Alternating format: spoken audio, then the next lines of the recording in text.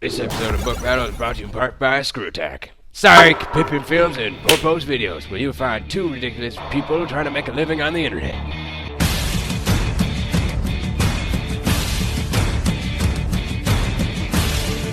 Throughout human history, we find ourselves stranded in unknown areas like the Lord of the Flies, where your mind is your worst enemy. And the 100, where you'll find Making Love in the Forest and Two-Headed Deer. He's Porpoise and I'm Shaggy Dude. And it's our job to analyze their plot, characters, and scenery to find out who would win a book battle. The Lord of the Flies, written by William Golding. This dystopian-themed novel was created to convey the true nature of humans. What, that we all like killing things? No, that we're always fighting our inner selves. The plot of the story is at the dawn of World War II, several British schoolboys were being transported to safety when they were shot down on an uncharted island. Sounds like the beginning of Lost. Without any adults, the boys gain a unique sense of freedom.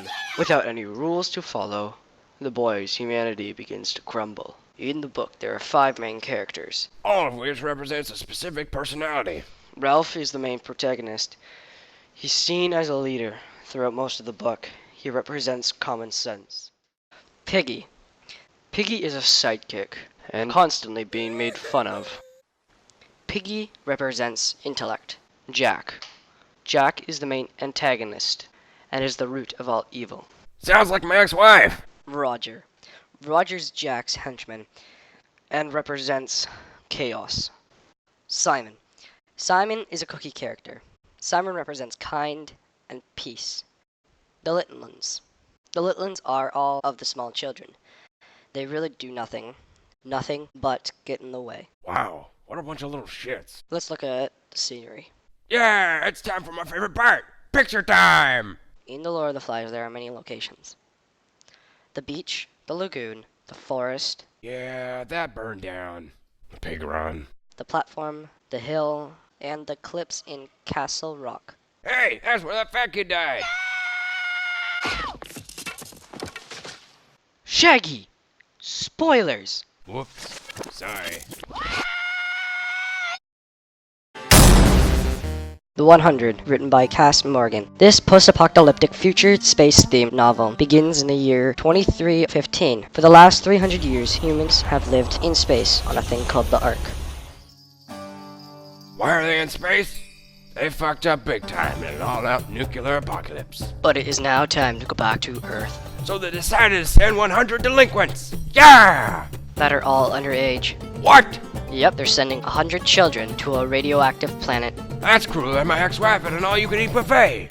Besides your ex-wife, let's talk about the characters. Right.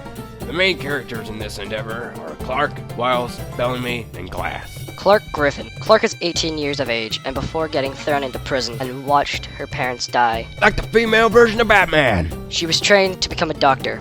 Wells Jaha. Wells, beginning wrecked with grief from pretty much getting Clark's parents killed, committed the crime of burning a tree. Didn't know Loverboy was a pyromaniac. Yes, when Wells burnt the eating tree, he was thrown in prison and sent to Earth with Clark and the 100. And that's not the worst part. Wells is the Chancellor's son. Sucks being a Chancellor, sucks being a Chancellor. Ha ha. Bellamy Blake. In the beginning, Bellamy was an only child like everyone else. Until his mother had a second child. Thrusting brotherhood upon this small lad, making him the protector from their psychotic mother, who killed herself. Damn it!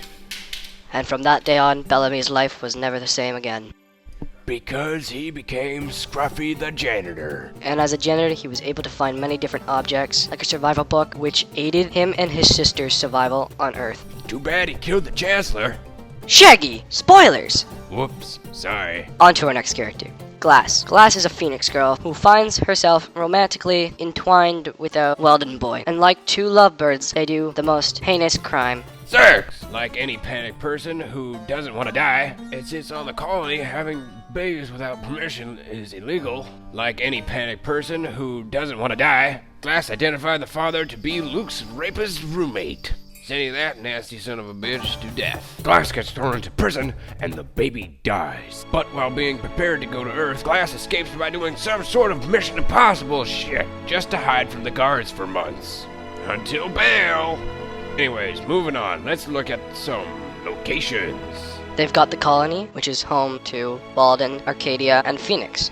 As well as a bunch of hallways. Lots and lots of hallways. The Skybridge, the solar fields, A forest full of glowing butterflies. the camp, the med tent, the secret lab, the collapsed church. And the storage closet. Ah, the storage closet. Such a wonderful place. Alright, the information has been completed, and the winner is the 100. Due to the relatable and unique storytelling, that is how the 100 won this battle of books. Plus, the book keeps a constant pace, leaving pretty much no time for boring side chatter.